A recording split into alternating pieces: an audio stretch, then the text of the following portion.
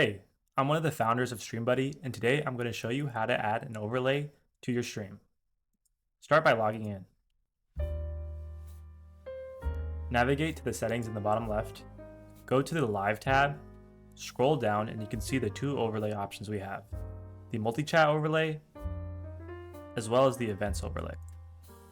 Now, before copying and pasting the overlay link, make sure to turn on the overlay and revoke and replace the overlay link so you're starting off with a fresh link.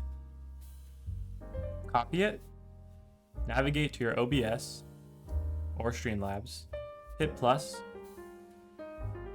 go to browser, add new browser, paste in the link.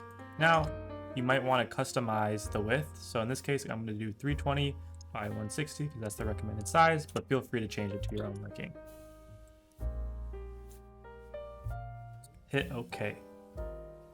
And boom, your overlay is right there. Now, if you want to customize it, for example, change the coloring or what's shown, go back to the settings tab and hit customize appearance.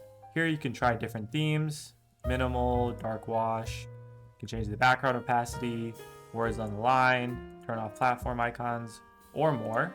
Create a custom theme. We even have advanced settings if you want to get crazy with it. Hit save and it will update. Boom, updated. I really don't like the light wash, so I'm going to go to minimal. And there you go. Now, if you want to add the events overlay to see your events, of course we have a customize option as well. But copy the link, add browser. Let's see what recommended size. It's saying 360 by 216. 360, 216, and OK. Oh, we have to add events overlay. And now your events overlay will also show. You can show it separately, but if you want them all to be in one, you navigate to the multi-chat overlay.